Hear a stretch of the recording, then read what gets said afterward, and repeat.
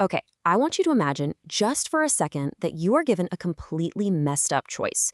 You can either be the victim of a terrible injustice, or you can be the one who actually commits that injustice, and you get away with it completely, zero consequences. Which would you choose? Honestly, it's a reality-bending paradox that literally defies every instinct we have as humans. Common sense screams at us that it is way better to be the victor, even an unjust one, rather than the victim. But what if common sense is completely, dangerously wrong? Let's dive straight into this explainer on Plato's Gorgias. We are stepping into a pretty moody, high-intellect arena today. Picture this, a dark, rain-slicked ancient Greek agora where the very foundations of human nature, power, and morality are about to be violently shaken up.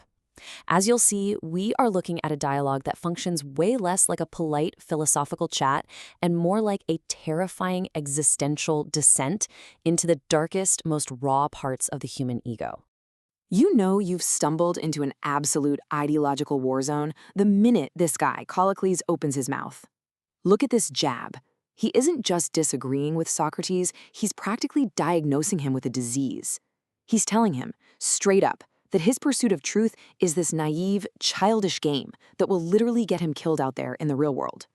Now, to understand how we actually get to this brutal, unflinching confrontation, we need to trace the trap Socrates walks into. Our exploration today takes the shape of a structural descent.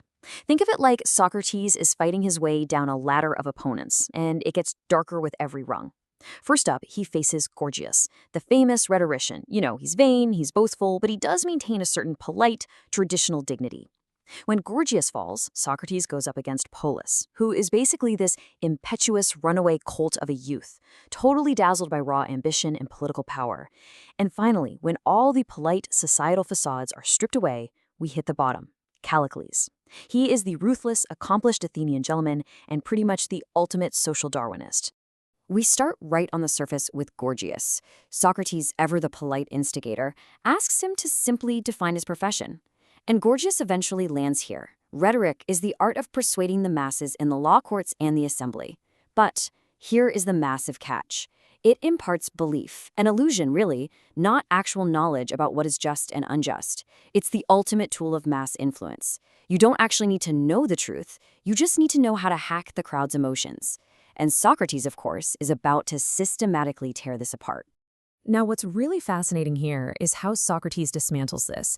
He uses this brilliantly insulting formula to reduce mighty world-shaping rhetoric down to the level of pastry baking. Seriously, he divides human pursuits into two buckets: true arts that actually care for the soul and body, and simulations, shams, which he just calls flattery.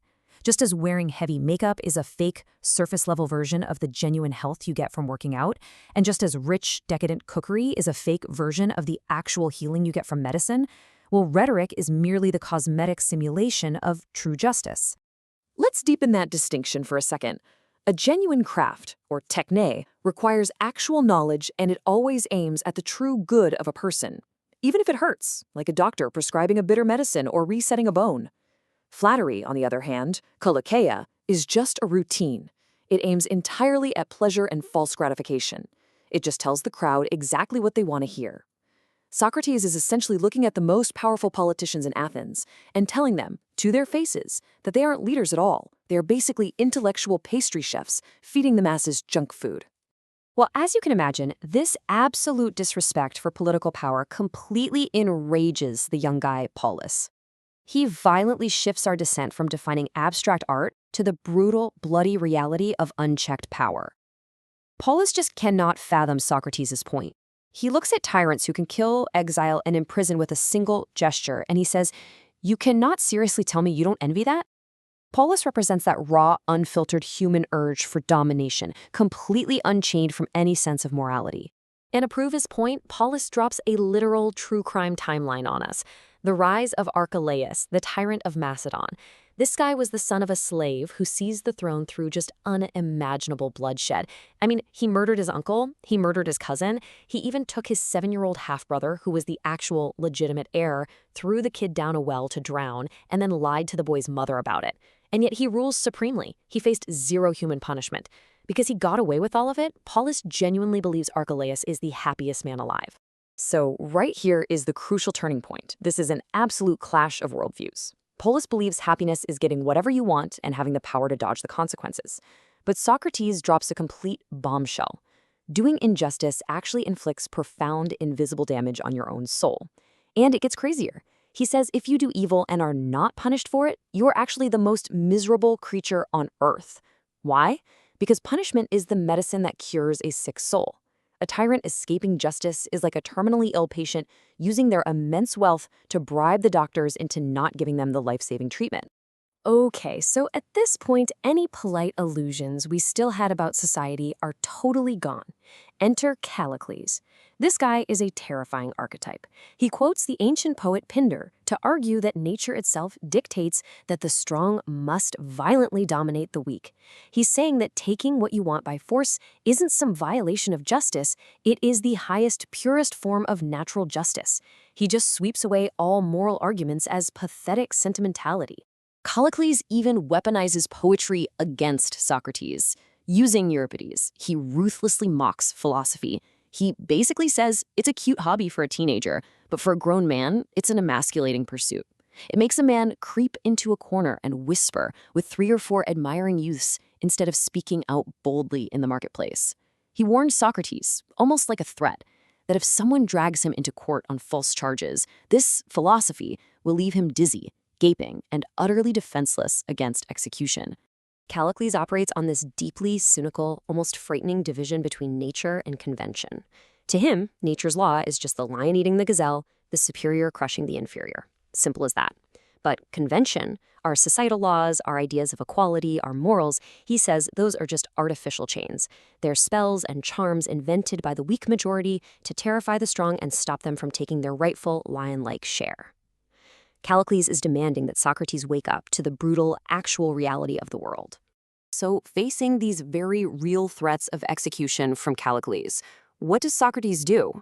He doesn't back down, not 1 inch. Instead, he pivots away from the corrupt earthly courts of Athens, straight to the ultimate cosmic courtroom. He tells Callicles a story, which, by the way, he insists is not a fable, but absolute fact, about the final judgment of souls. Socrates details how, back in the ancient days, the judgment system was completely flawed because men were being judged while they were still alive. Zeus realized this system was broken. The judges were being blinded because wicked men would show up to court wrapped in these beautiful, healthy bodies, wearing golden crowns, draped in expensive clothes, and backed up by armies of wealthy false witnesses. So Zeus radically reformed the afterlife. He took away humanity's foreknowledge of death, and he demanded that everyone, both the judged and the judges, be entirely naked, completely stripped of their physical bodies and their earthly status. Think about how stark and minimalist his definition of death is here. It is literally nothing but the separation of the soul from the body. That's it. But in this context, it takes on a terrifying, monumental weight. Death is not an end. It is the ultimate equalizer. It is the forced, non-negotiable stripping away of all your wealth, your clever rhetoric, your PR teams, and all those societal illusions. You absolutely cannot bring your earthly power with you. And this brings us to the chilling eschatological horror of Socrates' vision. Just as a physical body keeps its broken bones or scars after death, the soul retains its moral history. When the great king, that tyrant who spent his whole life doing whatever he pleased, finally stands before the underworld judge, the judge doesn't know his name, he doesn't care about his earthly rank, he only sees a soul laid entirely open to view. And that soul is a jagged, ruined landscape. It is marked with the literal whip strikes of its own injustices, covered in deep, ugly scars of perjuries and crimes, totally stained and crooked from a lifetime of deceit and unchecked power.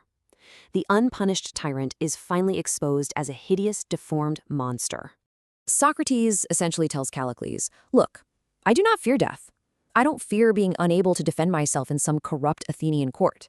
The only thing I fear is arriving in eternity with a soul full of injustice. He completely flips the script. It is Callicles who will be left dizzy and gaping when he stands before the judgment seat. Which leaves us with this incredibly haunting question, the one Socrates implicitly asks all of us. When the rhetoric fades and the protective robes of your own society dissolve, what scars will your naked soul reveal?